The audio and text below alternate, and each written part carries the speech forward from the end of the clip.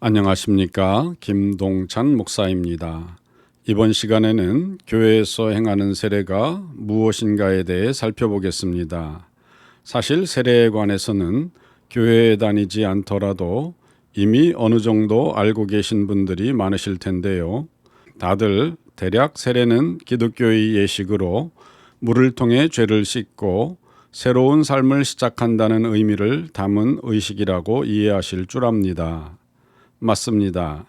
그런데 이번 시간에는 이렇게 대략적으로 알고 계시는 세례가 사실은 너무나 중요한 구원의 증표라는 사실을 말씀드리려 합니다. 즉, 세례는 나와 예수 그리스도가 맺어진다는 것을 하나님과 사람 앞에서 선포하는 의식으로 이로써 내가 하나님의 백성이 되는 신비한 의식입니다.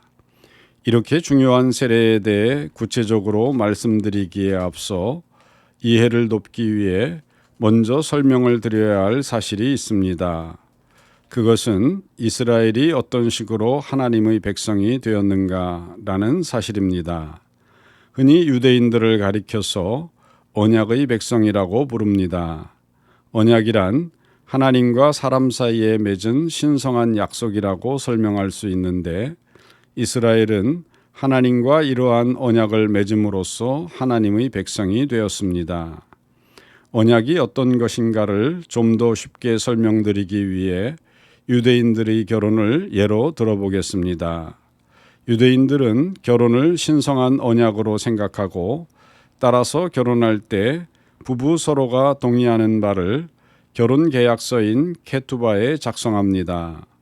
유대인들은 결혼 계약서인 케투바를 매우 중요하고 자랑스럽게 여깁니다. 그래서 그들은 케투바를 액자로 만들어 거실이나 벽난로 위에 걸어두고 남들에게 보여줍니다. 심지어는 남들에게 예쁘게 보이도록 케투바를 멋지게 꾸며주는 회사까지 있을 정도입니다.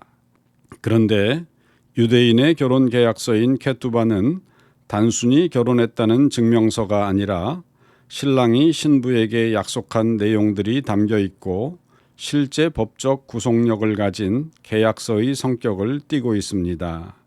그 주요 내용은 첫째, 남편으로서 어떻게 아내를 지키고 사랑하겠다는 구체적인 서약이며 둘째는 재산권 보호에 관한 상세한 서약입니다. 그리고 케투바는 실제로 계약서이기 때문에 반드시 2명의 증인이 입회한 후 서명합니다. 이것이 유대인 부부가 결혼 언약을 맺는 방식입니다. 이제 이스라엘이 하나님의 백성이 될 때 하나님과 맺는 언약으로 돌아와 말씀드리겠습니다. 성경에는 하나님과 개인 혹은 하나님과 백성들이 맺은 언약들이 여러 차례 기록되었는데 대표적인 것은 유대인의 조상인 아브라함과 하나님 사이에 맺은 언약, 그리고 이스라엘 백성들이 시내산에서 모세를 통해 받은 십계명을 두고 하나님과 맺은 언약 등을 들 수 있습니다. 먼저 하나님께서 아브라함과 맺은 언약을 보면 언약을 맺으신 후 그 증표로 남자들에게 할례를 행하도록 명령하셨습니다. 할례란 남성의 음경 포피를 제거하는 일인데 생후 8일째 되는 날 시행하며 이는 하나님을 섬기는 백성이 되었음을 나타내는 증표로 주어졌습니다. 창세기 17장 9절로부터 10절 하나님이 또 아브라함에게 이르시되 그런즉 너는 내 언약을 지키고 내 후손도 대대로 지키라. 너희 중 남자는 다 할례를 받으라. 이것이 나와 너희와 너희 후손 사이에 지킬 내 언약이니라. 아멘. 라고 하셨습니다. 즉 이스라엘 사람이 할례를 받음으로 비로소 하나님의 백성이 되는 것입니다. 따라서 만약 할례를 받지 않는다면 그 사람은 하나님과의 언약을 맺지 않은 것으로 여겨져 하나님의 백성이 될 수 없고 마침내는 하나님께 버림받게 됩니다. 창세기 17장 14절 할례 받지 않은 남자 곧 그 몸의 포피를 베지 않은 남자는 내 언약을 어긴 것이기 때문에 그 백성들 가운데서 끊어질 것이다. 아멘. 이와 같이 할례는 하나님과 이스라엘 백성과 맺은 언약의 증표로 매우 중요한 의식이었습니다. 할례가 얼마나 중요한지를 보여주는 한 예가 성경에 기록되어 있습니다. 그것은 이스라엘 사람들이 아브라함 다음으로 위대하게 여기는 모세조차도 그 아들에게 할례를 행하지 않으므로 하나님께서 죽이려 하셨다고 성경에 기록되어 있을 정도입니다. 우리가 잘 아는 바대로 모세는 하나님의 능력을 받아 홍해바다를 가른 사람으로 유명합니다.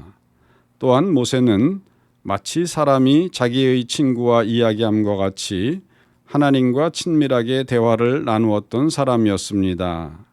이처럼 모세가 하나님과 가까웠던 사이였음에도 불구하고 모세가 자기의 둘째 아들 엘리에셀이 태어난 지 8일이 지났음에도 할례를 행하지 않을 때 이로 인해 하나님께서는 모세를 죽이려 하셨습니다.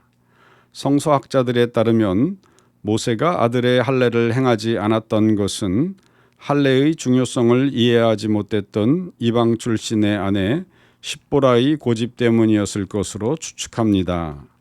하지만 이로 인해 갑자기 남편 모세의 생명이 위태로워지는 위급한 상황이 벌어지자 아내 십보라는 즉시 할례를 행하였고 이로써 남편의 생명을 구할 수가 있었습니다. 출애굽기 4장 24절에서 26절 모세는 이집트로 가는 도중에 쉴 곳을 찾아서 하룻밤을 묵었습니다. 그런데 여호와께서 그곳에 나타나셔서 모세를 죽이려 하셨습니다. 그때 십보라가 차돌칼을 가지고 모세의 아들에게 할례를 베풀고 잘라낸 살을 모세의 발에 대면서 당신은 나의 피남편입니다 하고 말했습니다. 그러자 여호와께서는 모세를 놓아주셨습니다. 십보라가 피남편이라고 말한 것은 할례 때문이었습니다. 아멘. 그렇습니다. 이처럼 할례는 이스라엘 사람들에게 하나님의 백성이 되는 언약의 증표였습니다.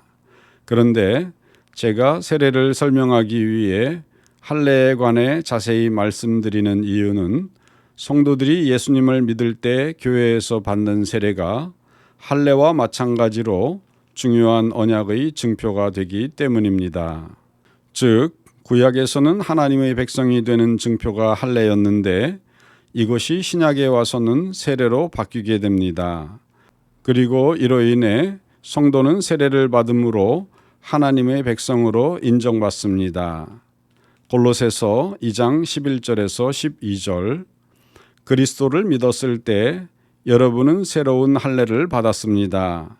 그것은 손으로 행하는 육체적인 할례가 아니라 그리스도에 의해 죄의 세력에서 벗어나게 되었음을 의미합니다. 여러분은 세례를 받음으로 그리스도와 함께 죽었고 믿음 안에서 다시 그리스도와 함께 살아났습니다. 이 믿음은 모든 죽은 사람들 가운데에서 그리스도를 다시 살리신 하나님의 능력을 믿는 것입니다. 아멘. 그렇습니다. 구약에서는 할례를 통해 하나님의 백성이 되는 언약을 맺는 것처럼 신약에서는 세례가 하나님의 백성이 되는 증표가 되었습니다. 따라서 만일 세례를 받지 않는다면 하나님과 상관이 없게 됩니다.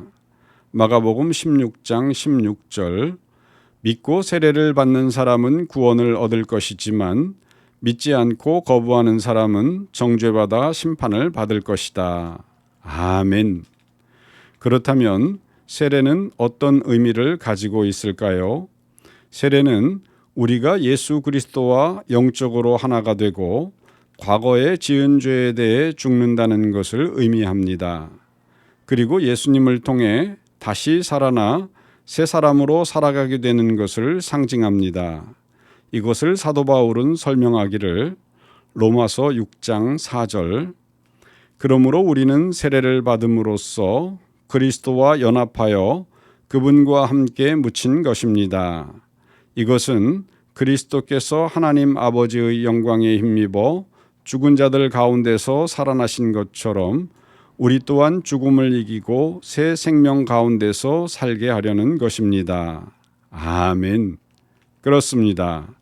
이처럼 세례는 예수님을 믿어 하나님의 백성이 되겠다는 언약의 증표가 되고 나아가 구원의 표가 됩니다. 그러기에 예수님께서는 명령하시기를 세상 모든 사람들에게 복음을 전하여 믿게 할 때 세례를 베풀어 하나님의 백성이 되는 증표를 삼으라고 말씀하신 것입니다. 마태복음 28장 19절로부터 20절. 그러므로 너희는 가서 모든 민족을 제자로 삼아 아버지와 아들과 성령의 이름으로 세례를 베풀고 내가 너희에게 분부한 모든 것을 가르쳐 지키게 하라. 볼지어다 내가 세상 끝날까지 너희와 항상 함께 있으리라 하시니라. 아멘 라고 하셨습니다. 이제 교회에서 행하는 세례가 하나님의 백성이 되는 증표임을 깨달아 소중히 여기시고 깨달은 마음으로 세례에 참여하여 하나님의 백성이 되시기를 주님의 이름으로 축원드립니다. 감사합니다.